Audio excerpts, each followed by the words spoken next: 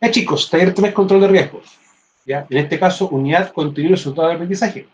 Bueno, tipo de medida, en este caso unidad 2 corresponde a medida de ingeniería. Tipo de medida, análisis de esquema, implementación de medidas y normativa nacional. Bueno, lo que es normativa nacional, vamos a ir viendo varios elementos durante las clases, ¿ya? O sea, no existe una normativa específica, sin embargo, tenemos que hacerle caso a lo que me estipula el artículo 184 del Código del Trabajo, artículo 3594, artículo 37594 y del decreto 40, específicamente artículo 21 y 22, que son como los artículos que a nosotros nos dan la obligación del control de riesgo. Y aparte 37594, que nos interesa a nosotros por el tema de suprimir los factores de riesgo. Ahora, resultado de aprendizaje, identifica la medida de control de ingeniería en función de la evaluación de riesgo y los procesos de la empresa. Ahora, ¿por qué esto es importante como resultado? Porque uno muchas veces llega e implementa control, o dice, voy a implementar este control, pero uno no analiza y no ve cosas. Eso hay que entenderlo bien, bien claramente. Ahora, cuando nosotros hablamos de las medidas de control, de una forma u otra, nos recordamos y nos rememoramos un poco a la secuencia esta. Y no olvidar que las medidas de control se aplican en... La medida de control hay que aplicarlo siempre en función de la evaluación de riesgo, pero cuando uno lo aplica en sí, lo va a aplicar también en función de las características del peligro, o también tratando de colocarlas entre el peligro y el riesgo para ver el tema de las interacciones, para en el fondo minimizar una interacción o evitar una consecuencia cuando esto suceda. Recuerden que siempre la medida de control va a trabajar en una o en ambas componentes del riesgo, en la probabilidad o en la consecuencia, ¿ya? Para poder también trabajarlo así. La medida de control también tiende porque la consecuencia sea la menor posible o esta no exista, sea cero. Es como lo decir. Ahora, cuando empezamos a ver las medidas de control, uno primero que todo define los procesos, y en el fondo yo voy a controlar, pero en sí un proceso se va a componer, de distintas actividades y distintas tareas. Ahora, la medida de control nosotros siempre la vamos a colocar en esta sección, entre el peligro y el riesgo. Recuerden que el riesgo siempre nace cuando yo, trabajador, interactúo con el peligro. Si no hay interacción con el peligro, no hay riesgo, ¿ya? Y esa es la única forma de decir que el peligro y el riesgo son cero, cuando no hay interacción. Ahora, el peligro va a ser una condición o acto, por lo tanto, también es como a veces medio, como no corresponde decir que el peligro va a ser cero bajo ese punto de vista, pero uno lo puede tomar como lógica. O sea, si no hay interacción con un peligro, el peligro va a estar, pero no va a estar funcionando. Ahora, sin embargo, ustedes se fijan que la medida de control la implemento en esta sección, pero hay flechitas dirigiéndonos a los procesos, a la actividad y las tareas. Porque en la práctica nosotros vamos a estar aplicando medidas de control a las distintas cualidades, a las distintas características y atributos que esto tenga. Ahora, cuando nosotros estábamos viendo en una perspectiva los protocolos MinSal, por ejemplo, específicamente lo que es Prexor y Planesi, ahí nosotros en esos protocolos teníamos dos etapas principales, una etapa cualitativa y una etapa cuantitativa. Y la cualitativa, nosotros definíamos claramente cuáles eran las características o cualidades del peligro que hacían que ese peligro fuera tal. O sea, por ejemplo, cuáles son los equipos, cuáles son las herramientas, los tiempos de trabajo, las características de infraestructura, entre otros elementos. Ahora, si eso uno lo empieza como a rememorar algo, es como cuando uno hace análisis del GEMA. Por lo tanto, en un aspecto, hacer análisis del GEMA es definir las cualidades de tu trabajo. Con este aspecto, definir las cualidades de mis procesos, de mi actividad y mis tareas. ¿Para qué? Para que definir que esos van a ser los peligros que nosotros también vamos a ir controlando mediante las medidas de control. Ahora, las medidas de control, la implementación y la definición de ellas, en la práctica hay procesos marcados que uno tiene que hacer. Una etapa cualitativa, después una etapa cuantitativa de cuantificación del riesgo en higiene, o también podemos hacer una evaluación de riesgo o la aplicación de un BEP. Pero hay estructuras o metodologías marcadas que no hay que tomarlos a veces como receta de cocina. O sea, la receta de cocina en un aspecto uno tiene que seguir A, B, C o D. Pero cuando uno quiere evaluar y controlar riesgo, hay que también suponer de que estos procesos, esta actividad y estas tareas van a ser distintas de una empresa a otra y va a tener distintos factores. Ahora, recuerden que los riesgos, cuando uno lee el artículo 21 del 40, ¿qué me va a decir? Ah, los riesgos son inherentes a cada labor, a cada trabajo. O sea, al ser inherente, vamos a decir que cada trabajo va a tener sus riesgos específicos, o también un origen del riesgo que va a ser particular que nosotros debamos controlar para poder tomarlo. Ahora, cuando nosotros empezamos a trabajar esto llega hasta las tareas nomás. Y de ahí que uno empieza después a hilar un poco más fino para llegar a este punto. Ahora, nunca olvidar que las medidas de control y la evaluación de riesgo van a ser procesos iterativos. O sea, evalúo mi riesgo. Primero, defino bien mi peligro y lo caracterizo. Y en función de eso, reconozco todas las interacciones de la persona con el peligro para definir claramente los riesgos. El riesgo en ese aspecto se reconoce y luego se evalúa. Ahora, la evaluación de riesgo, ¿por qué es importante? Porque en el fondo yo voy a jerarquizar cuáles van a ser los riesgos y yo debo aplicarle controles específicos, más controles. ¿Ya? Eso se entiende de esa manera, de esa forma. Ahora, viene siempre el tema es que yo implemento un control, pero debo ver si este control funciona o no funciona. Y para eso, ¿qué vamos a tener que hacer nosotros nuevamente? Hacer una evaluación de riesgo. O sea, implemento un control y evalúo el riesgo. Hay un tema que nosotros conversamos en riesgos críticos, y era algo bien sencillo. La evaluación de riesgo, con el riesgo puro, sin ningún control, va a ser la misma que cuando yo evalúo un trabajo ya con medidas de control implementadas. Chicos,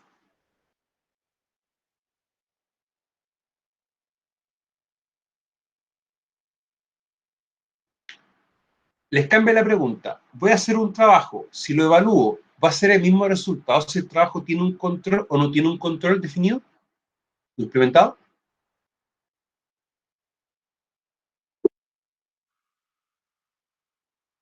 No se preocupe, no se preocupe.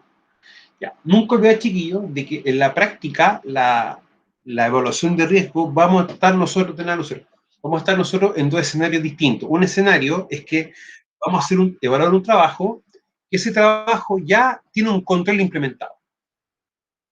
Y el otro escenario es que vamos a ver un trabajo en el cual no hay ningún control o ninguna medida de control implementada. Y bajo ese punto de vista vamos a tener que ir viendo los controles más adecuados para eso. Ahora, ¿por qué digo los controles más adecuados para eso? Porque ahora vamos a empezar a trabajar un par de casos para que empecemos a verlo un poquito más abajo. Ahora, tengo esta actividad, si ustedes se van dando cuenta, en un lugar donde se dimensiona y se corta madera, o plancha en este caso. Ahora, pregunta, ¿qué riesgo tengo en esta situación, chiquillos? No se peleen en responder.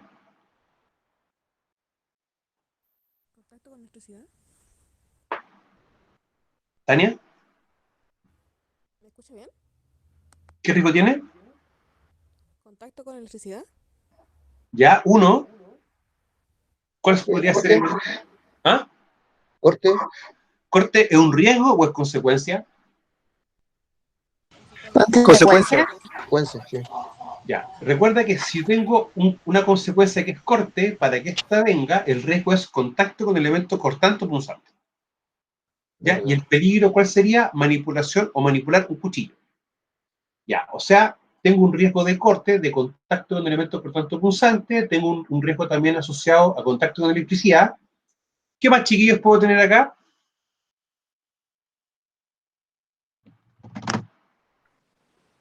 ¿Algún riesgo ergonómico? Ya, asociado a la postura, movimiento repetitivo. Claro. Sí, claro. Lo mismo iba a decir, no sabía cómo decirlo. ¿Cuál más? Falta uno bien importante.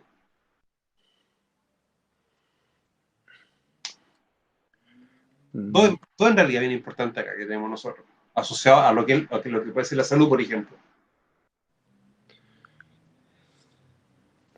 ¿Ruido? Ruido, que sea en este caso exposición a ruido, y el otro, ¿Vibraciones? ya vibraciones, puede ser, pero también tenemos material particulado. Porque cuando tú cortas Profe, esto, ¿sí? cuando uno corta, bota como una pajilla, paja, ¿sí? Sí. Es Y como una eso se viruta. transforma, claro, y eso tendría como una enfermedad pulmonar, O sea, lo que en pasa es que consecuencia. técnicamente, mira, técnicamente va a ser como una serrín. Y Epa. como eso es muy chiquitito, uno también lo puede calificar como un polvo. En este caso viene a ser un polvo no neumoconioso, o sea, no silicoso, pero es un polvo que puede ocasionar una neumoconiosis, o sea, una afectación a los pulmones, ¿ya? O puede generar también un ama profesional. Ahora, para lo que es polvo, usted lo que ven acá, en la práctica, es un aspirador. Por lo tanto, todo el polvo que se genera, o gran parte, va a quedar almacenado acá. De hecho, si uno trata de hacer un zoom en la imagen, se va a percatar, perdón, se va a percatar que prácticamente no hay mugre. O limpiaron, o esto está funcionando como corresponde. Eso también hay que tomarlo de esa perspectiva. Ahora, desde el punto de vista de una medida de control, lo que es esto en sí es una medida de control. O sea, estoy absorbiendo todo lo que es material que puede generar una ama ocupacional. ¿Se entiende eso? Lo que tenemos acá, este botón rojito, es una parada de emergencia. O también puede ser un pull cord, que en este caso corta la energía en el caso de que haya un accidente. Y estos chiquillos, ¿qué les recuerdo a ustedes? A aislación y bloqueo. ¿Ya? O sea que en el fondo la parada de emergencia me va a servir a mí para poder aislar una energía y desenergizar un equipo. Pero tenemos un tema acá, que va a ser el tema del ruido, porque el ruido se va a producir cuando tenemos el disco de corte que tenemos acá, y este empieza a pasar por la madera. Por lo tanto, la primera pregunta, ¿cómo yo puedo controlar ese riesgo? ¿O cómo yo puedo aplicar una medida de control? Chicos, ¿se puede? ¿Se ¿O puede? lo querido? Podría ser una medida ingenieril, pero si no, sería directamente con el trabajo Tania, la del... escucho súper despacito. Uy, ¿ahí sí? Mejor. Podría ser una medida ingenieril o si no, EPP. Ya, Con ingeniería, tapones, orejeras. ya. Son dos tipos. Ya, pregunta, ¿pero ingeniería cómo lo haría? Una medida de ingeniería podría ser aislando la fuente del ruido. ¿Pero cómo la aíslo? ¿No se puede aislar ahí en ese caso? ¿O sí? Es que esa es la pregunta, ¿cómo lo puedo aislar? Porque si coloco algo, de ese ser protegiendo el disco de corte completo. Si yo protejo el disco, ¿cómo corto? Entonces no se puede. No se puede. O sea, para lo que es ruido, estoy frito. No puedo porque no tengo como el espacio físico, pero sí lo que es polvo. Como yo no puedo controlar directamente la fuente de lo que es ruido, ¿dónde sí puedo controlar a cada persona? Protegiendo su oído. Ya, directamente en el oído. O sea, me explico. Cuando uno habla de ruido, de un aspecto u otro, uno ve esta secuencia de acá. O sea, trato de ver la fuente, pero en este caso, como no puedo hacer un encerramiento o no puedo encajonarlo, voy a tener que ver el trayecto y la persona. Ahora, si yo veo el trayecto es muy largo o es muy cortito entre la persona y la sección que produce ruido, chicos, Corto. es corto. Por lo tanto, bajo ese punto de vista, yo no puedo trabajar directamente la fuente, tampoco puedo trabajar la vía, pero sí que puedo trabajar en la persona. Y en este caso, vamos a esperar que tenga un tapón que se inserta, no una orejera, ¿ya? Ahora, ambos funcionan bien y también hay que ver cuánto es el nivel de ruido que yo tengo acá para seleccionar un EPP adecuado. O sea, no todos los áfonos, A, sin fono, ruido, sin ruido, o sonido, o sin sonido, van a atenuar igual. Eso hay que tenerlo claro. Entonces, ¿cuál es el punto de estos chiquillos? Acá tengo una media ingeniería que sí me sirve para un riesgo, pero no para otro riesgo en el fondo. O sea, para lo que es generación de polvo, material particulado, pero no sí para lo que es ruido. Entonces, lo primero que uno tiene que hacer antes de definir bien qué medida de control aplicar, tenemos que hacer este ejercicio, ver bien cuál va a ser cuáles son las características de esto para ver si se puede fabricar algo o aplicar algo directamente para disminuir un riesgo. Como yo no puedo trabajar la fuente completamente, si hay una forma en sí, debo ya ver la vía o el camino. Y la vía o la distancia entre la persona y esto es prácticamente pequeña, no se puede hacer. Por lo tanto, trabajo directamente en la persona. Eso, chiquillo, es un criterio, porque muchas veces te pueden decir, trabaja directamente la fuente, pero yo veo esto y la fuente no la puedo trabajar, porque no da como los tiempos y los espacios. Por lo tanto, veo la segunda parte, que es la biocamino, tampoco se puede hacer, por la distancia pequeña, me enfoco directamente en la persona. Ahora, uno en la persona y lo otro, empezar a ver cuántos son los tiempos de exposición a esto, para tratar que esté lo menos posible. Profe, y en este Dígame. caso, el hombre está sin guante y lente y Sí, en su trabajo tiene que proteger harto la vista por el aserrín. claro, pero si tú te das cuenta, acá tengo un sistema de captación de aserrín, Ah, ya. ¿ya? O sea, Pero de todas formas, de todas formas. O sea, por ejemplo, acá el tema de las manos, claro, el tener que tener agarrado algo, sujetarlo con fuerza, porque esto, claro, hay que sujetarlo para que no se desvíe y pueda bajar, y pueda continuar su trayectoria, su camino. O sea, hay que hacer ciertas cosas con cierta medida de control. Ya, o sea, para mí en este caso, más que el chaleco, más que el geólogo, me interesa el tema de lo que es protección de guante, lo que es protección ocular, también porque esto, y hay un tema con la media de ingeniería. Uno piensa de que son lo suficientemente buenas y que no van a fallar, pero pueden fallar. O sea, uno tiene que también hacer mantenciones. Rodrigo. Profe, la medida de ingeniería acá, pensando obviamente en el trabajador, pero sería solamente pensando en él porque atrás se ven como oficina, circulación, podría ser una medida de ingeniería para otros trabajadores Exactamente. o personal. Ahí sí te creo. Porque imaginémonos que justo en esta parte de acá hay oficina. Claro, Por lo tanto, a ellos, ¿qué yo podría hacer? En este caso a ellos, si voy viendo, por ejemplo, esta secuencia, puedo trabajar en lo que es en el camino, en la vía ruta de exposición y en la cercanía a la persona. O sea, por ejemplo, en la oficina, colocar quizás ciertos paneles para que absorban ruido y no la absorban tanto a ellos, que es una ya. opción. Es que es un buen punto, Rodrigo. Nosotros a veces cometemos el fallo de enfocarnos directamente en la persona, pero no nos enfocamos en las áreas aledañas, En el entorno. en el entorno, porque puede pasar una situación acá. Yo voy a hacer la medición acá de ruido y me va a dar un ruido impulsivo, lo más probable, porque esto fácilmente puede superar los 95, 100 decibeles, y me va a dar una situación. Pero resulta que la gente que tengo acá en la oficina va a estar igual, va a estar igual expuesta a ruido. Pero la pregunta es, ¿va a estar expuesta a ruido porque su trabajo implica ruido o porque están cerca de un área que hay ruido?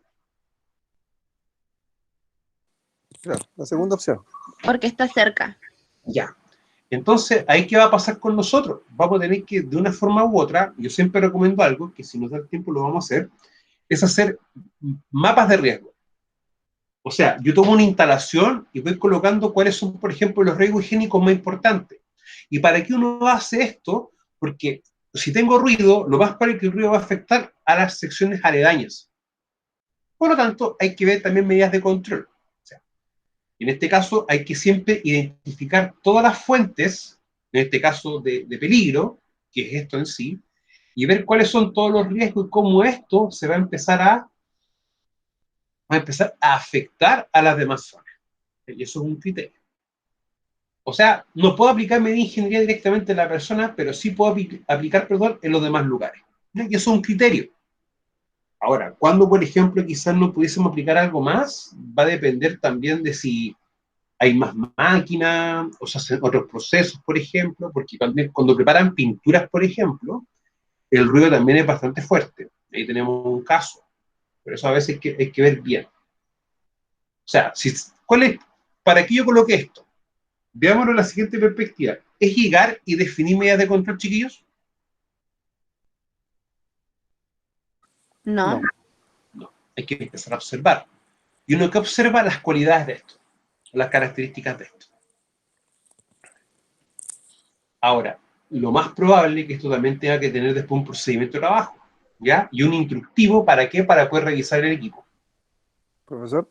¿Diego Rodrigo? Y también entender de que, como decía usted, en base a lo que yo había respondido antes, de que ¿Mm? no siempre va a ser aplicable lo que uno, o sea, vio en el papel, por el estudio, de poner una medida de control en la base, o sea, en la fuente, perdón. No, no va a ser posible a En este veces. caso no es posible, entonces uno ya tiene que pasar a la otra etapa, ¿cierto? Seguir analizando.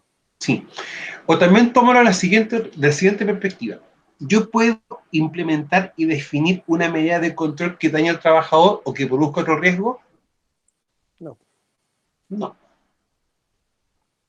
¿Y por qué hay que verlo así, chiquillos? Ya. Imaginemos un caso un poco distinto. Que la fuente es directamente un motor. Y un motor va siempre a implicar dos riesgos higiénicos importantes. Ruido, vibraciones, y me comí uno, perdón, y la generación de humos. Tres riesgos higiénicos importantes. ¿Ya? Ruido y vibración son físicos y humo va a ser químico. ¿Y qué haría uno? Ah, perfecto, entonces encajonemos y encerremos esto con una medida de control, para que todo lo que se genere quede ahí. Y colocamos unas bases para que pueda absorber la vibración. Pero si yo hago eso, ¿qué va a pasar, por ejemplo, con la temperatura del motor? ¿Aumenta o disminuye? Aumenta. Aumenta, ¿no? Y si aumenta la temperatura de un motor, ¿puede producir un incendio? Sí. Sí. ¿Ya? Ese es un criterio. O sea, muchas veces uno tiene que ponerse a pensar, ¿la medida de control que voy a implementar me genera otro riesgo? ¿Sí o no? Sí. Sí. Sí, sí puede. Ese es el punto. Entonces, si esa medida de control me sirve, pero es mala generar otro riesgo, no la utilizamos. Hay que buscar otra. Se lo explico así porque muchas veces a ustedes, por ejemplo, le pueden ir a hacer una medición de Prexor para ruido, para polvo, para NESI, y te van a proponer medidas de control. Te van a decir, encajone o haga esto en la fuente. Y uno tiene que explicar que la medida que están proponiendo no se puede aplicar porque si yo la coloco voy a generar un riesgo asociado o voy a colocar un riesgo adquirido. Se lo digo porque a mí me tocó un par de casos con eso, específicamente con ruido. Y me pedían encajonar ciertas cosas, pero si uno colocaba más protecciones para disminuir el ruido, las personas tenían que subirse para poder ver. Entonces eso implicaba que la persona puede tener una caída de distinto nivel y quedar atrapada en esa situación. O sea, eso también uno tiene que darse cuenta de eso. Ahora, tenemos, chiquillos, otro ejemplo u otro caso. Tengo una persona que está haciendo un trabajo o una experiencia con ácido. Si nos devolvemos un poco en la mañana lo que estamos conversando, si tengo sustancias peligrosas, ¿qué es lo primero que debo ver, chiquillos? La hoja de datos de seguridad. ¿Ya? Sus características, ¿no es cierto? Uh-huh. Ahora, si es ácido, tiene una característica común a todos. ¿Va a pasar fácilmente a vapor? Ay, man. Sí. Sí. Por lo tanto, ¿esto es lo correcto o habría que buscar alguna otra forma?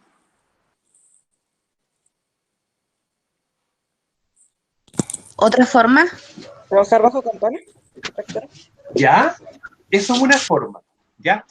Y lo que dijo Tania y lo dijo su compañera tiene lógica. O sea, tú dijiste que hay que buscar un camino. Y tú, Tania, definiste el camino, que en el fondo es un sistema de extracción.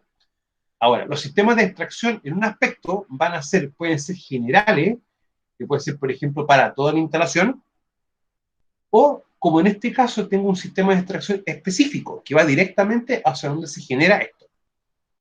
Eso es importante tomar en cuenta, para que nosotros también lo podamos visualizar. Ahora, bajo este punto de vista, nosotros directamente vamos a tener que empezar a ver las características del trabajo. Ahora el ácido sulfúrico, porque a mí me preocupa como ácido, porque te puede caer, está muy concentrado, está puro, te cae una gota, te va a quemar, y de hecho va a ser un hoyito en tu piel, y los vapores son muy fuertes y también un agente asfixiante, y un agente irritante de lo que son las mucosas y la zona de acá de los ojos. Entonces, por eso es un elemento bien delicado. Ahora, bajo este punto de vista, vamos a tener nosotros estos casos o estas situaciones. Ahora, en la situación de acá, si ustedes se dan cuenta, la persona no está con lentes y no está con un respirador.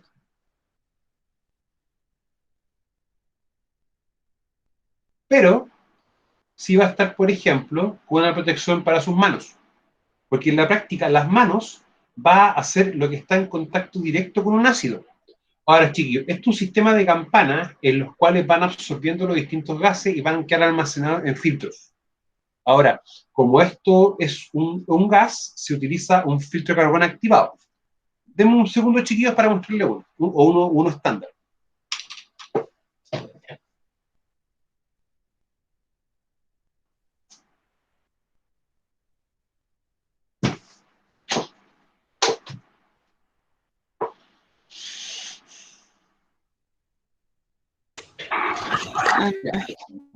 ¿Ven estos chiquillos? ¿Sí? Esto que ustedes ven, que tiene aproximadamente 1 centímetro de grosor y debe tener un largo de unos 25 a 30 centímetros, es un filtro de carbono. O sea, uno coloca esto en los dispositivos y todo el aire que tenga una porción o un aire que tenga una cantidad de vapores ácidos van a ser contenidos y absorbidos por esto y va a salir una porción o una cantidad de aire sin contaminante con la menor cantidad posible. Ahora, ¿esto es importante tener para cuando uno trabaja con sustancias químicas? Sí, es importante, independiente del tipo de sustancia. Ahora, los filtros de carbono activados van a funcionar tanto como para vapores como gases ácidos, ¿ya? ¿Cuánto duran? Cuando uno ya se dé cuenta y cuando está oliendo y los filtros ya están como colmatados o ya no pueden funcionar más, tú vas a sentir el gusto ácido. Vas a sentir en la boca, en las fundiciones donde hay hidrosulfuroso, uno siente como que estuviese chupando un clavo. Cuando estás mucho tiempo trabajando y ya respirar está sin tu respirador, o los filtros están colapsados. Ya eso es lo que uno más o menos siente con respecto a eso. Ahora, ¿por qué la persona en este aspecto, vamos a volver a compartir,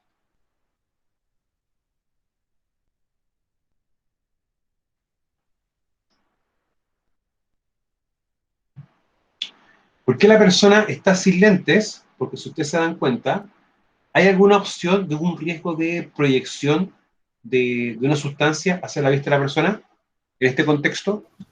Sí. No, encuentro que no. No, porque No, debe ser... tiene ese protector. Profesor, Sí, dígame. me pareciera como que la persona tuviera puro introducía sus manos, como que hubiera un plástico. vidrio, un plástico ahí. Sí, Sí. es eso. Ya. Pensaba que Entonces, estaba... todo lo que pueda salir o proyectarse va a quedar acá retenido.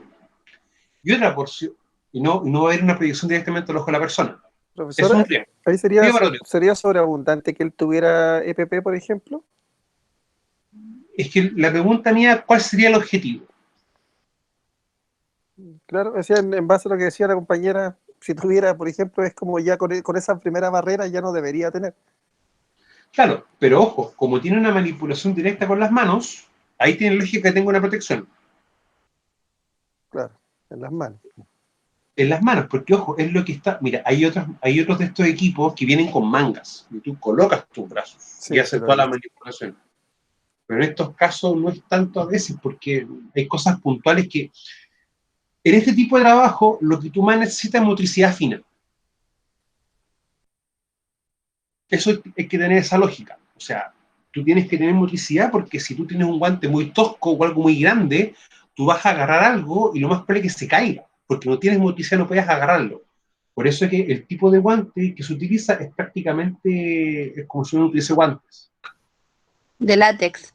Sí, hay varios tipos, ojo, hay varios tipos. ¿Ya? Más adelante, en la otra unidad del curso, vamos a ir revisando los tipos de guantes. ¿Ya? Vamos a revisar los tipos de guantes, tipo de protección respiratoria y protección ocular. Para ir tomándolo en cuenta. Ahora, cuando esta persona de una forma u otra, pues, por ejemplo, utilizando un respirador, es si esto presenta alguna falla. ¿Ya? O sea, cuando no le hacen mantención, entre otras cosas, para poder también entenderlo. Ahora, estos vapores ácidos producen efecto de algo que ustedes han visto. Cuando uno va a la playa y ve algo metálico, por lo general está oxidado, ¿no es cierto? Sí, siempre. Casi siempre. Y estos vapores ácidos van produciendo lo mismo en todos los sistemas de hélice, los sistemas de captaciones, empiezan a producir eso, se empieza a corroer, se empieza a oxidar. Por lo tanto, estos también van a tener un tiempo de vida útil. Ahora, en este aspecto tenemos nosotros controlado un riesgo muy alto, que es la generación de gas y vapor. En el fondo va a ser captado y no va a llegar directamente a la persona. Para poder también tomarlo esa perspectiva. Ahora acá tenemos también nosotros otros casos, ¿ya? y otros con elementos otros distintos. O sea, y acá están haciendo otra actividad, lo más probable es que estén haciendo algún ataque ácido, ¿ya? Y tengamos un sistema en el cual solamente hay una apertura leve y también está un sistema de captación. Ahora, hay algo o un tema en común en los cuatro.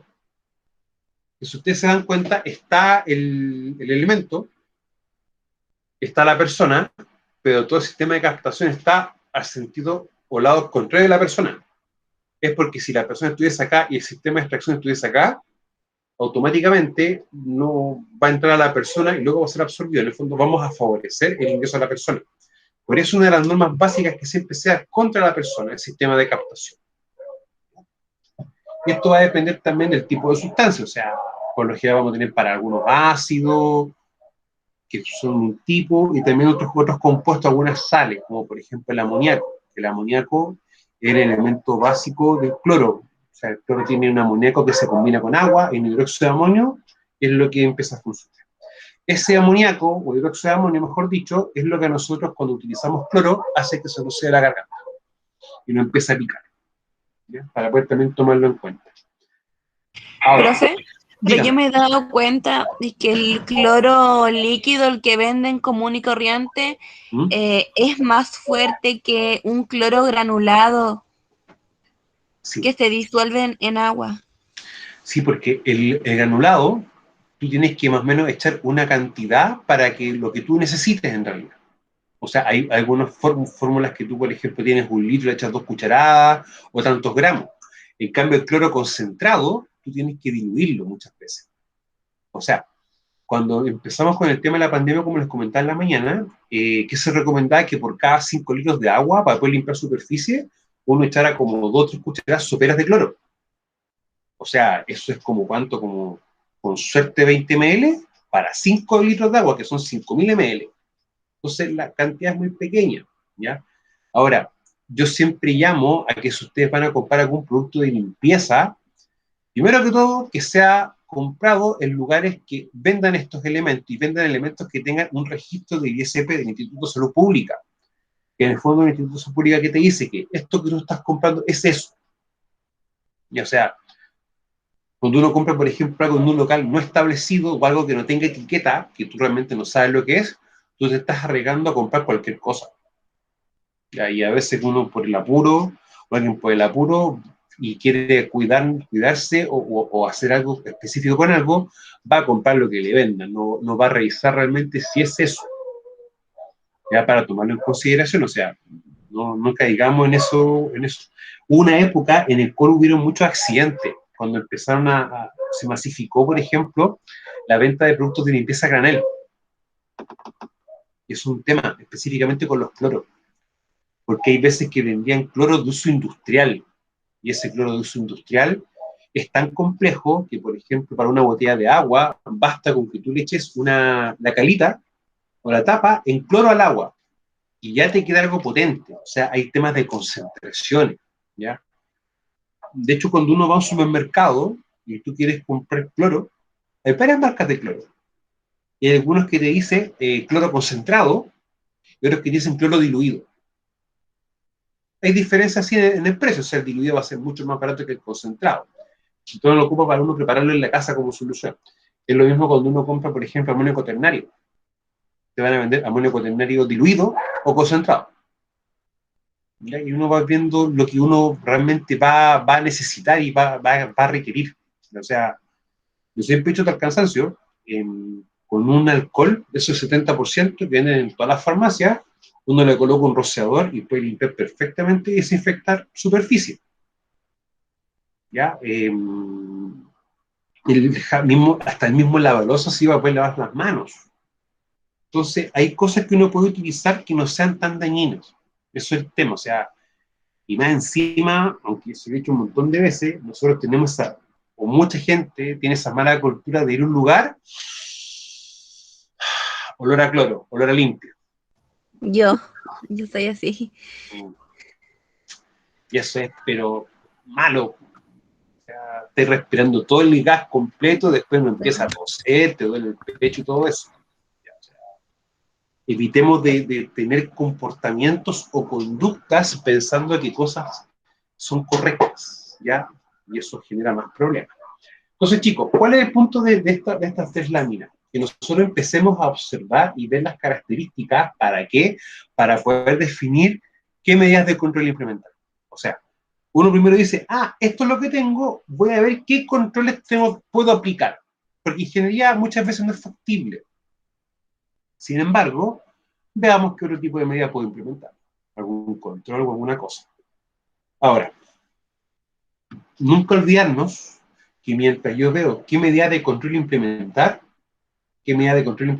al trabajador no lo puedo dejar sin protección. Por lo tanto, mientras defino qué medida de control utilizar acá, perfectamente yo al trabajador le puedo pasar un elemento, un respirador, por ejemplo. O un respirador con filtro para gases. ¿Ya? Para poder también tomarlo en cuenta. O sea, eso hay que verlo bien. ¿Ya? O sea, no puede quedar el trabajador sin control hasta que yo defina bien qué control aplicar. O sea, hay que ser en ese aspecto bien responsable. Profesor, y ahí en el caso anterior también se debería mejorar el procedimiento de trabajo, ¿podría mejorarse también? Es que yo le doy una recomendación. Cuando uno va a un trabajo, lo primero que uno tiene que preguntarse, oye, ¿hay medidas de control? Porque lo más probable, Rodrigo, que la gente, como tiene noción de que esto es complejo, ya están claros de cómo tienen que hacer el trabajo. Sin embargo, puede haber un fallo, que no haya ningún documento, no haya nada que te diga al trabajador cómo hacer su pega. Y en ese aspecto, habría que verificar bien el procedimiento, si existe o no existe. Profesor, con respecto a lo que dice mi compañero Rodrigo, ahí el trabajador está aplicando pequeñas gotas con una inmensa botella. Él, como para disminuir el peligro, podría ocupar un tipo de gotero o ocupar menos cantidad, porque al caérsele toda esa botella sería tremendo accidente. Hay un tema que no me recuerdo cómo se... A ver, Tania, usted me puede corregir si me equivoco. Hay un elemento que tienen algunas botellas, por ejemplo, de ácido, que tú la colocas, lo gradúas y apretas y baja la cantidad específica. Dosificadores. Dosificadores, ya, ese es el nombre entonces. Dosificador.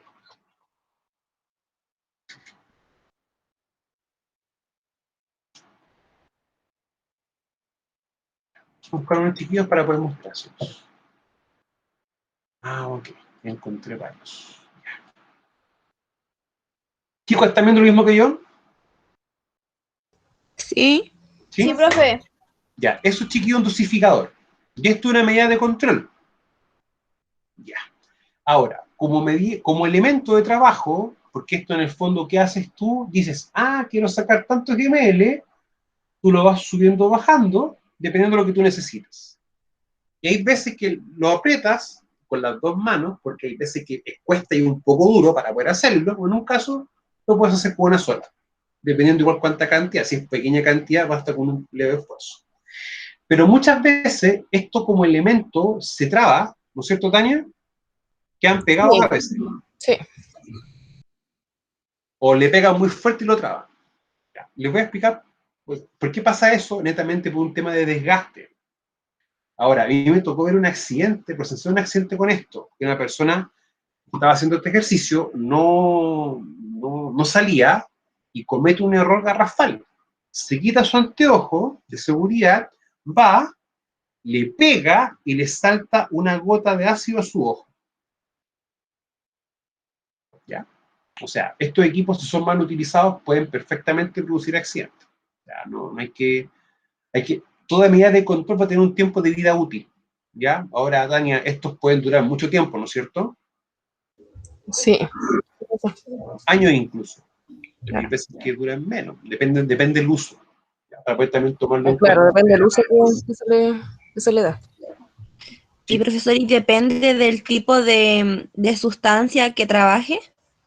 O sea, lo ideal es que si son sustancias como cualquier ácido, uno trabaje con esto. Bueno, y también Sí. ciertos líquidos que también pueden ser. Ahora, esto viene a reemplazar lo siguiente.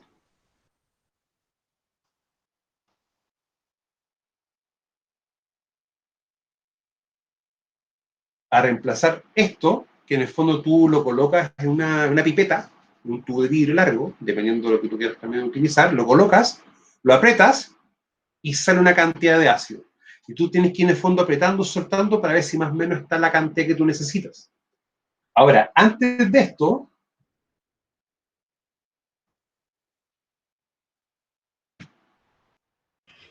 Profe, esto se pero que hacía el ácido no destruye todo lo que toca, o no todo. vidrio y metales no. Vidrio y Ah, metales no. Y algunos plásticos, ¿ya? Ahora, ¿por qué es importante las pipetas, o sea, o la gomita, o la pera, o tener un dosificador? Porque antiguamente se utilizaban estas cosas, pero se colocaba y se chupaba. Por lo tanto, si tú hacías con mucha fuerza, Tania, dígame, Sí, yo lo utilicé así. ya. Y con ácido no quedaba muy buena la garganta, ¿no es cierto? No, para nada. Para nada, ¿no es cierto? Y con nítrico, ¿para qué hablar de ese? Peor todavía. Y No, el ya ahí se destruyen los dientes. sí, pues y el perclórico y el clorhídrico, peor todavía. Sí. Sí. O sea, ¿cuál es el punto, chiquillo? Que incluso con los vapores de eso ya se producen daño. Por eso, estas cosas hay que utilizarlas con medida. Y ojo, esto no es tan nuevo. O sea, estas cosas así empezaron en los 90, pero eran muy caras cuando llegaban a Chile. Y si se encargaban uno, dos o tres y se utilizaban en casos muy puntuales. Ya después, con el tiempo, esto ya se normalizó. Y ahora tú tienes acceso a estas cosas. De hecho, por el mercado, por esta página china, vale esto, más el costo de envío, que como es pequeño no van a cobrar mucho. ¿Ya? Pero estas cosas, sí, chiquillos, en el fondo son medidas de control para evitar que uno ocurra un accidente o tenga un accidente. ¿Ya? Y por ejemplo, en química, siempre uno va a Profesor, tener... Dígame, Tania. no, a lo que preguntó la compañera, ¿Y? hay un ácido que sí afecta a los vidrios. ¿Cuál Sería el sería? fluorhídrico. Eso no se puede trabajar con vidrio. Tienes razón. Sí, Tienes completamente razón. claro. Voy a revisar el clorhídrico. Ya lo vamos a revisar. Fluorhídrico, es que ¿Cuánto? fluorhídrico. Clorhídrico. Fluorhídrico, sí, Ya. Es que ya, ese no es tan común, Tania. O sea, claro. yo sé que ¿Y existe. ese en qué viene, ese como químico? Ese químico. Tania, Plástico. responde usted, por favor. La botella viene en plástico, pero para trabajar se utiliza teflón, Ya. ¿ya? Lo que pasa es que hay sustancias que existen, pero no son tan comunes utilizarlas. Ya, o sea, hay casos muy puntuales, Tania, que tú utilizas eso. Me debería decir que es muy poco en tu trabajo. Sí hay a poco análisis que se ocupa ese ácido. Y son como muy puntuales. Y eso es que también entender eso. O sea, por eso es que cuando uno les dice, hay una sustancia química, ¿qué es lo primero que uno hace? VAR 594, a veces está prohibida, ¿no? Y si está permitida, ver automáticamente si implica algún tema de exámenes o cuál es la frecuencia. Vamos a los datos de seguridad, ver las características, vamos al 109 para ver si origina una enfermedad profesional y automáticamente vamos al 21 de Keto 40 para hacer la capacitación de esa sustancia en cuanto a sus datos de seguridad y los distintos elementos. O sea, por eso, chicos, que esto tiene estas medidas de control más la otra que hemos visto. O sea, hay bastantes controles por las consecuencias. Mi mamá siempre me cuenta una historia. Bueno, mi mamá es metalurgista. Mi mamá se retiró ya, vaya casi 30 años sin ejercer su trabajo. Y me contó una vez que vio un accidente en una universidad, no sé si lo vio, de un profesor que tenía un vaso precipitado para poder tomar agua. Y hay una regla básica, los elementos de vidrio, como un vaso precipitado, etcétera, es para trabajar, no es para consumo humano, no es para uno beber algo. ¿Y qué pasa? Que si tienes un líquido y tienes esa mala costumbre, tú quizás no vas a ver qué es. Y era cianuro. Y lo tomó. Y falleció de manera instantánea. ¿Ya? O sea, hay veces que hay que tener o no permitir ciertas prácticas. Y es muy normal que a veces utilicen los vasos precipitados para hacerse un tecito o un café. ¿O no, Tania? Sí, profesor. Mm. No, eso no lo hagan, ni menos usted. Sí, es cierto. No, está claro. Como digo Yo, yo, profe, a veces lavo las mamaderas de mi hijo con cloro ya, y sabe que yo no la ocupo en el mismo día porque quedan impregnadas y siento que al darle un biberón con eso pueden ir como partículas de cloro, no sé, es que de hecho van a ir. sí. ¿Y no es pensado en bicarbonato? Sí, o sea, no. Ahora que usted me lo dice, lo tendré en cuenta. Ya, yo utilizo el producto de limpieza, sí, utilizo. Ya, o sea, lo que es desinfectante no lo transo, pero yo utilizo mucho vinagre y bicarbonato. ¿Mm? Para limpiar el baño y queda impeque. Y de hecho el bicarbonato tú lo echas con agua y te pica, no te pica los ojos. El vinagre claro un poco porque tiene un ácido acético, pero no es tan tóxico en sí. Ahora, si yo lo llevo a una jerarquía de controles, ese ejemplo que le estoy dando, que es bien burdo en realidad, es básicamente sustitución. Estoy reemplazando el peligro por otro. Y eso también uno tiene que empezar a ver también, antes de también ver con toda ingeniería. O sea, eso es así. Chicos, porque yo tengo siempre ese, no es un ánimo contra el cloro ni nada de eso, pero yo tengo un ánimo en que ustedes empiezan a entender de que uno puede lograr un resultado esperado o hacer algo con productos menos nocivos. O sea, los que son papás y tienen chiquititos que son asmáticos, eh, olvídense estar utilizando esos desinfectantes de spray, etcétera, porque esos son agentes que te van a producir irritación en todo el tracto. O sea, cuando uno, por ejemplo, ve algo y le echa ese terminado en spray, tú lo echas y te cuesta respirar. ¿Ya? O sea, no es algo que yo tenga en contra de, pero como yo soy asmático, tengo que también tener esos controles para no desencadenar una crisis asmática. Ahora, si yo tengo ese control conmigo, eso puede pasar, por ejemplo, en un trabajo, tener personal que sea asmático, Sí. Sí. ¿ya? Por eso es importante hacer siempre los exámenes de salud para verificar si la persona tiene el correcto o tiene un estado de salud adecuado al cargo. ¿Ya? O sea, por eso uno le explica los preocupacionales, lo ocupacional y los contextos. Chicos, hasta este punto, ¿alguna duda o consulta? ¿No, profe? No, encuentro que está excelente la clase. No, profe. Gracias, chiquillos. Ahora miren, las medidas de control en sí van a ser siempre adoptadas en función del riesgo. O sea, yo lo reconozco y luego lo evalúo para decir, ok, estos van a ser mis controles. Es como, por ejemplo, cuando el riesgo crítico veamos el concepto de inventario crítico, que en el fondo el listado con los riesgos que tienen un valor mayor, o sea, los que pueden producir un accidente fatal o grave.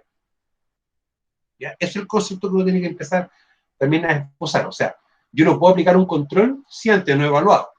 Ahora, hay cosas que por lógica implican riesgos altos, sin que tú lo evalúes netamente por visualizarlo. O sea, acá tengo un riesgo importante de atrapamiento, por eso vamos a tener esto. Y también un tema de ruido asociado. Acá, manipulación de productos químicos, y más si un ácido, la opción de poder quemarte la piel es muy fácil. O respirar un vapor y esto también te daña tu vía respiratoria. Es muy sencillo. Y eso hay que entenderlo así. Ahora, en función del riesgo para su efectivo control, los cuales pueden ser de tipo duras, que en este caso van a ser barreras, protecciones o sistemas de captación de aire o de polvos o de gas o vapores, y el tipo blandas, que son procedimientos instructivos de inspección, entre otros. Ahora, esto hay que también diferenciarlo un poco de la jerarquía de control, del triangulito, de la pirámide. Porque independiente de que uno diga, voy a utilizar un EPP o voy a utilizar una media de ingeniería, lo que son los procedimientos y lo instructivo tiene que estar sí o sí. O sea, el procedimiento va a estar, porque yo con eso doy cumplimiento al 21 del 40, al artículo 21 de la obligación de informar, los métodos correctos de trabajo. Con lo instructivo y con las inspecciones voy a dar cumplimiento al 22.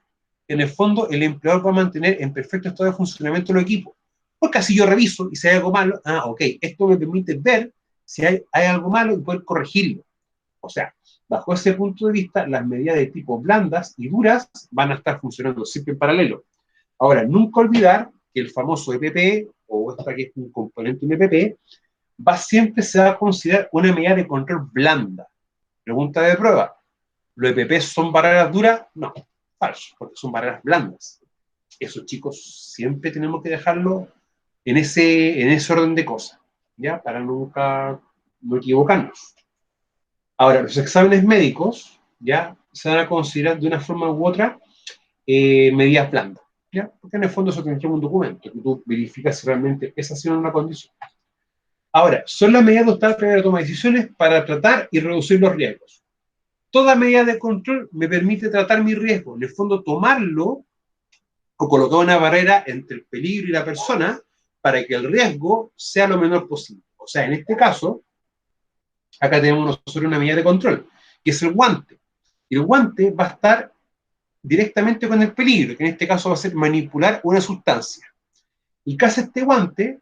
Que si cae una sustancia acá, vamos a estar evitando que ocurra un riesgo, que va a ser contacto con sustancia química. Claro, porque en el fondo va a caer. Y como cae, no va a entrar en contacto con la piel. Ahora, lo ideal cuando uno utiliza guantes es que uno los coloque lo más abajo posible y uno se coloque un elástico. ¿Ya? Ya, al menos eso es como lo más lógico. Igual que, por ejemplo, si uno está en lugares donde tenemos correas o elementos que pueden atrapar parte del cuerpo, todo lo que son las poleras, los chalecos, las bastas, los pantalones, un elástico para que quede lo más ceñido y apretado al cuerpo, para evitar un riesgo de atrapamiento. Señorita. No quería interrumpir, profe. Lo que usted decía de que si la sustancia cae arriba del guante, no vamos a tener contacto. Claro. Pero mi pregunta es, si la sustancia derrite el látex, el del guante, ¿el látex podría quedar pegado a la herida que produce la sustancia o no? Sí. Pero ahora la pregunta es la siguiente. ¿Por qué ese guante quedó pegado? Al derretirlo, al derretir la sustancia del guante.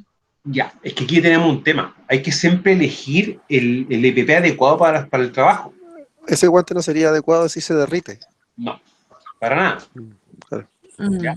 Ahora, mira, de los tipos de guante, pucha, hay cantidad de lo que van quedando de pelo en mi cabeza, porque ya mi frente se está ampliando un poco más, así que ya están empezando ya a caer un poco.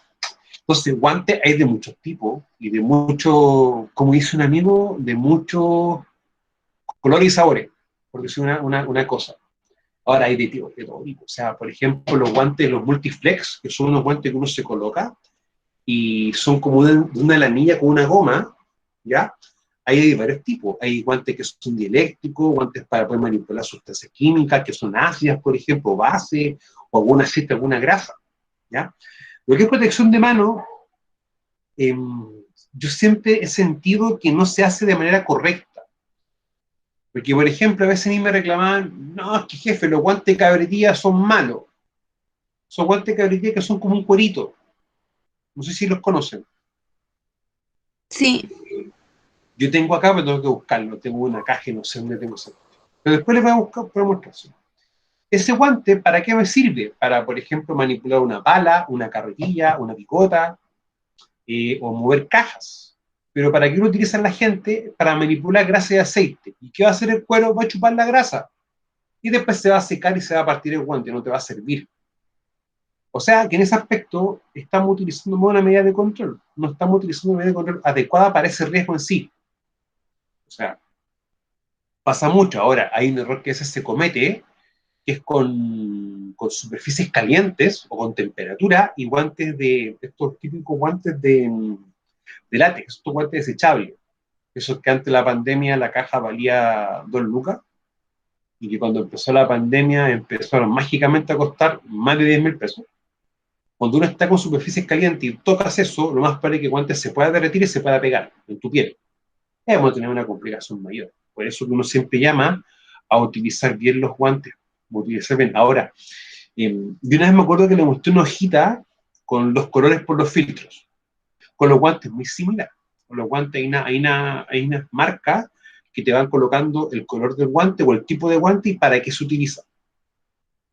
Y en ese aspecto no hay como mucho margen de error. Ahora, ¿qué yo recomiendo cuando uno va a comprar los distintos EPP, distintos elementos de protección personal? Primero que todo, hacerlo en tiendas o en lugares específicos, especializados para eso. Ya vamos a partir de esa base, o sea, tomarlo en cuenta. Y lo otro, preguntar bien, ¿ya? Porque por lo general las personas que trabajan en eso llevan años, y tienen bastantes capacitaciones, son bien competentes en ese aspecto, ¿ya? Entonces, es como asesorarlos bien con ellos en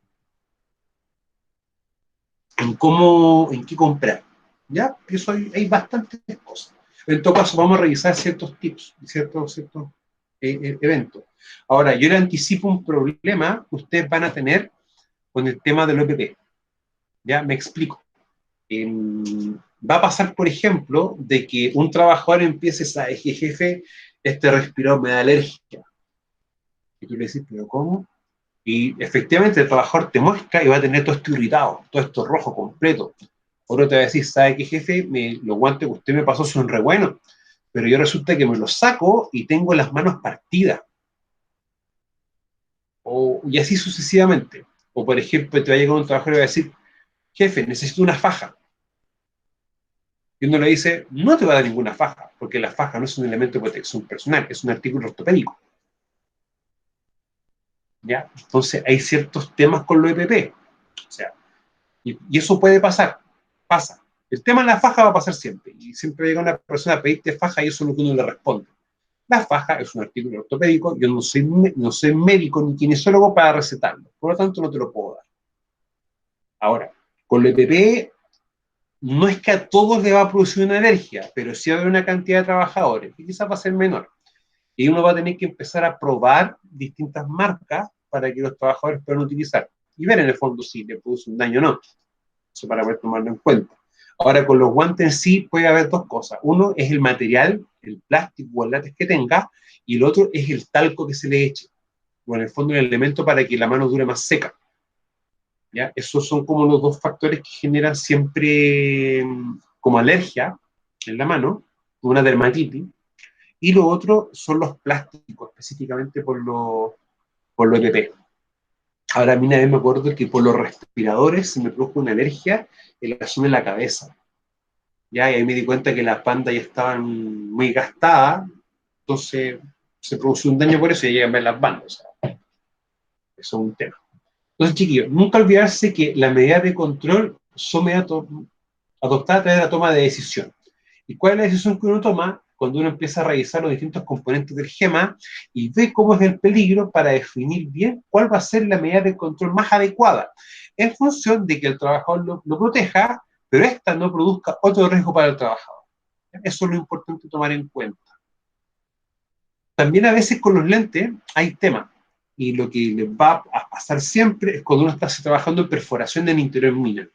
Cuando pase ese evento, le va a pasar algo bien complejo, que el lente que le pasen al trabajador se le va a empañar. Hay unos lentes especiales para eso que son como unas con malla. No tengo en este momento, en este caso, como les muestro uno, o encuentro uno para mostrarles. Señorita. Profe, en el caso de una persona corte vista, al ocupar lentes de protección personal, ¿cómo lo podría hacer ahí? Un sobrelente. Mira, yo tengo uno en el auto, ¿ya? Cuando tengamos la próxima caseta de viene, se los voy a mostrar, para que lo conozcan. Eso es Yo tenía la misma duda de la compañera. Yo le voy a contar mi experiencia y es sobre lente. Primero es sobre lente, que tú te lo colocas encima de tu lente óptico. ¿Y qué hace? Protege todo. O sea, en el fondo no permite que entre nada por ningún costado. Ahora, yo cuando trabajaba, cuando ejercía, me mandé a hacer lentes de seguridad ópticos. Aparte de caros, eran muy pesados, porque el cristal es un cristal mineral. Yo soy súper pito, o sea, de hecho, acá se puede ver mi grosor. O sea, mi lente, soy bastante ciego, por decirlo de una forma u otra. O sea, tengo un astigmatismo miope, así que según estoy sin lente y van pasando al lado mío, no veo a nadie, no lo identifico. Entonces, el cristal mineral, ¿por qué se utiliza mucho? Porque aguanta golpes, ¿ya? Bueno, hay una norma específica que me dice eso. Entonces, al final, era un lente pesado e incómodo y se caía fácilmente. Porque aparte el marco debía calentarse para poder colocar el vidrio. Entonces tampoco era como mucha lógica en que funcionara eso. Y en ese caso uno utiliza un sobrelente. Te lo coloca encima de un lente óptico. Bueno, cada cierto rato uno va a un lugar, se lo saca un poco porque tiende a acumularse mucho en humedad. Ahora, el valor de esto es bajo. O sea, que pueden estar costando desde los 9.90 y va incluido hacia arriba. No es muy caro en sí. Hay marcas también y lentes más de mucha mejor calidad o que tengan otro atributo distinto, ¿ya? Pero existe eso. Eso por lo menos con el sobrelente. ¿Ya? O sea, el lente que tú te lo colocas sobre tu lente óptico. Ahora, nunca olvidar el tema de las medidas de control o la jerarquía de control. Bueno, siempre hacer la diferencia entre las medidas blanda y dura, ya que en el fondo esta no es que uno elija uno o la otra, van a trabajar siempre en paralelo, siempre van a estar trabajando juntas, ¿ya? Razón, motivo, porque lo ideal es que nosotros tomemos todas las medidas de control, no una en específica, todas, porque las medidas de control, chiquillos, tienden a fallar, tienden a veces no ser lo más óptimo, o sea, el EPP, el filtro se tapa, tú te va a costar respirar, cambiarlo por otro, el lente quizás se raye mucho y tú no veas bien, el respirador tiende a gastarse, el plástico quemarse, los famosos fonos, los áfonos que uno utiliza para las orejas, las gomitas tienden a veces a gastarse, a aplanarse mucho, y después no aprieta tanto, por lo tanto igual entra ruido. Por lo tanto, estas medidas, aparte de tener que trabajar en paralelo varias, uno también tiene que irlas renovando y cambiando con el tiempo. O sea, los tapones desechables, esos naranjitos que uno se coloca en los oídos, a veces duran la postura. Ahora, no son caros, o sea, los 200 pares de guantes te pueden estar costando 8.000, 9.000 pesos de incluido. Esto es una marca que a mí me agrada mucho, después se lo voy a mostrar, porque para mí es lo más cómodo que hay, en lo que es protección auditiva, ¿ya? Ahora, si se dan cuenta, las medidas de ingeniería no varían tanto. Ahora, ¿cuál es la parte a veces un poco ingrata de que antes de ver qué utilizar, automáticamente vamos al EPP? Y si tú lo ves como medida de control, el EPP no es eficiente. Lo ideal es siempre controlar el factor de riesgo en el ambiente. O sea, si tengo un gas o un polvo en el ambiente, oye, no tapemos directamente al trabajador, o sea, aparte de colocar la protección al trabajador, bajemos la cantidad, disminuyamos la cantidad en el ambiente para que sea lo más bajo posible. O sea, eso uno tiene que entenderlo. Siempre lo ideal es controlar la presencia de la gente en el ambiente de trabajo. Ahora, el eliminar y el sustituir a veces requiere un poco más de trabajo. O sea, con los productos químicos uno puede sustituir uno por otro, específicamente para lo que es limpieza, por ejemplo. Pero eliminar muchas veces es complicado porque, por ejemplo, yo uso explosivos para poder remover una cantidad de material o lo que uno necesite. Pero yo puedo cambiar el explosivo por otra cosa, por ejemplo, ¿lo puedo hacer? No. No puedes cambiar eso, porque ese va a ser en el fondo un riesgo inherente que es propio del explosivo. Entonces, ¿qué hago para trabajar con el explosivo? ¿Qué hago entonces? ¿Aplicar la medida de control? Exactamente, es el punto. Ahora, ¿qué medida de control vamos a aplicar? Va a depender de varios factores. O sea, por ejemplo, para el transporte, que tenga un elemento tierra, el tema de los permisos, si vamos a tener, por ejemplo, un polvorín, que el polvorín se ubique en ciertas secciones, y así sucesivamente. O sea, ahí con lo que es explosivo. ¿La distancia? Sí. O sea, la distancia, por ejemplo, de una fuente de que tenga calor o una llama, entre otras cosas. Ahora, en la práctica, lo que es explosivo está, pero súper bien normado. O sea, están muy normados. Y, de hecho, no hagan ni tal de manipular explosivos sin los respectivos permisos. Porque ahí vamos a tener problemas ya más complejos. Problemas Sí. legales. Sí. Es que en la práctica, el estar manipulando explosivos sin permiso, sin autorización, sin nada, Es ilegal. Más que ilegal, se puede llegar a una Es figura. un delito. Es un delito, ¿ya? Y esto tiene algo que se mete el Consejo de Defensa del Estado en sí. No me acuerdo específicamente la figura legal de eso. Sí, ¿Ya? por Pero ley de seguridad interior del Estado, porque igual, exactamente. claro, es muy complejo. Incluso igual pasa que hay mineros que compran a ¿Mm? través de sus permisos y todo, y después los comercializan ellos ilegalmente. Entonces, igual es súper grave.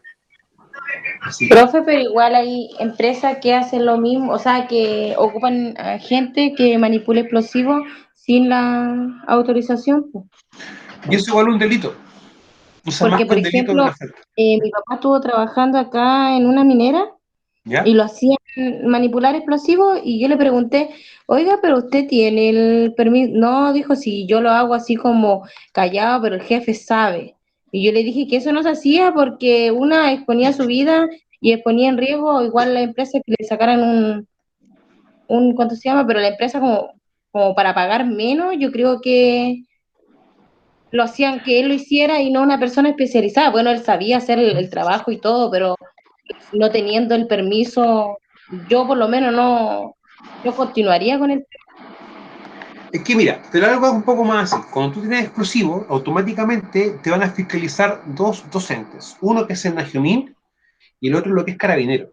Y también te puede llegar a fiscalizar el ejército en sí. Entonces, si por ejemplo va Carabineros y te pregunta, oye, tú tienes tu listado con el personal que manipula explosivos, porque el carnet manipulador de explosivos lo otorga Carabineros. Tú tienes que presentar una documentación y rendir una prueba. Entonces, si por ejemplo van, oye, pero esta persona, ¿por qué está manipulando explosivos sin su respectivo carnet de explosivos? Ya eso es algo complejo y un delito en la práctica. Entonces, no sometamos al personal a cosas que no corresponden. ¿Ya? Aparte, señorita, Es como no tener la licencia de conducir. pero mucho más grave, Grave. mucho más grave. O sea, es grave. Y usted nombró al ejército, profe. ¿Esto sería como material de guerra o no? Nada que ver. Es ¿Un que, explosivo? mira, el explosivo en sí se tiene que regir también por el control de armas. Entonces hay una serie de elementos social manejo de explosivos que es bien complejo. O sea, por algo están las leyes, por algo está la autorización y permiso que otorga Carabineros y su misil. Entonces, no busquemos, a ver, no busquemos tener problemas de manera gratuita. Si sabemos que tenemos que tener estos elementos, hay que tenerlos. O sea, no juguemos a, a llamar al destino, a que nos fiscalicen y no tener los controles respectivos, porque hay problemas legales severos y serios. O sea, yo no lo haría. Yo en ese aspecto no. Incluso el chiquillo cuando asesoraba a dos faenas mineras pequeñitas, una de las cosas que yo siempre hacía era revisar el listado de personal, el listado de manipuladores de explosivos y ver bien la vigencia de los carnets manipulador. Y eso era tan así que no solamente lo hacía yo, lo hacía el supervisor y también lo hacía el jefe de mina, el mismo trabajador. Entonces el trabajador daba el aviso, ¿saben qué? Mi carnet está por vencer en tal fecha. Ok, la empresa le da incluso el permiso para que hiciera y la documentación necesaria para que hiciera la renovación. Porque entendiendo de que ante una fiscalización acá no perder el trabajador, pierden todo.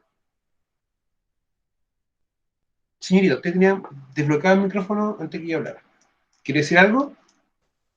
Que al tener explosivo sin su permiso, eso pasaría a ser como contrabando. En, O sea, el hecho de vender, por ejemplo, explosivos sin permiso es un contrabando, pero eso también es un delito.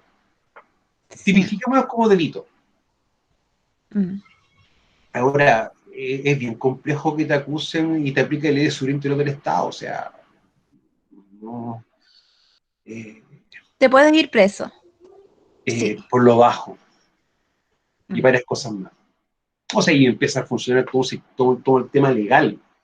Entonces, no llamemos, hagamos bien la pega, netamente eso. Si tenemos explosivos, ok, veamos los cursos, veamos las capacitaciones, veamos el tema de lo que es manipulación de explosivos, veamos el tema del polvorín donde guardamos los explosivos, vamos a los procedimientos, etc. ¿Ya? O sea, no juguemos al destino, hagamos bien la pega como corresponde. Si, ojo, no se ven ustedes de algo. Nosotros somos asesores en temas de seguridad. Por lo tanto, ¿qué tenemos que hacer nosotros? Asesorar al empleador en esto. Oye, si tenemos explosivos, esto es lo que nos aplica a nosotros. Tenemos un reglamento, y uno tiene que hacer todo el estudio y revisar todo lo que tiene que aplicar directamente, asociado a aquello. ¿Ya? Por eso nosotros somos asesores en temas de seguridad. Ahora, chiquillos, en la práctica, esto es lo que nosotros tenemos, que se utiliza mucho el tema del EPP, ¿ya?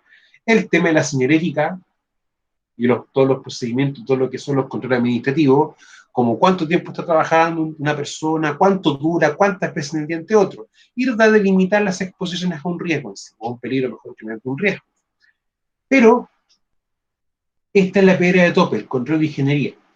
Ahora, el control de ingeniería, ¿cuándo lo aplicamos? Cuando yo no puedo cambiar o eliminar un peligro. Y cuando no lo puedo hacer porque su atributo no me permite, ok, controlemos con ingeniería, pero también va a depender de qué cosa, de cómo esté planteado la situación. O sea, cuando uno ve Prexor y Planesi, que fue una pregunta al principio y que hubo silencio absoluto por eso, entiende esto, que en la práctica muchas veces se va a hacer un trabajo en un lugar que ya está construido, ya está definido. Porque eso es un tema, como lo habíamos conversado un poco en la mañana, no hay como muy poca cultura todavía de cuando uno va a diseñar un lugar, adecuarlo de manera primaria a las medidas de control. No está eso en nuestra cultura todavía. Y recordemos que somos muy reactivos. No tenemos esa cultura todavía, pese a que llevamos años en temas de seguridad, incluso hasta generando control y medidas de control, no tenemos la cultura todavía de trabajar directamente muy bien los controles, pero ya a nivel de pensamiento como comunidad en sí. O sea, yo siempre he dicho, el control de riesgo pasa no solamente por la percepción del riesgo, sino que también nosotros cómo lo trabajamos, cómo lo aplicamos hasta en el día a día. Un ejemplo muy sencillo es cuando alguien está aprendiendo a conducir y toma un vehículo sin la licencia. Y que dice, no, ¿para qué? Pues si como estamos acá no creo que pase algo. No creo que me fiscalicen. Pero la ley de... Tener el problema. Si tiene que retirarse no hay ningún inconveniente.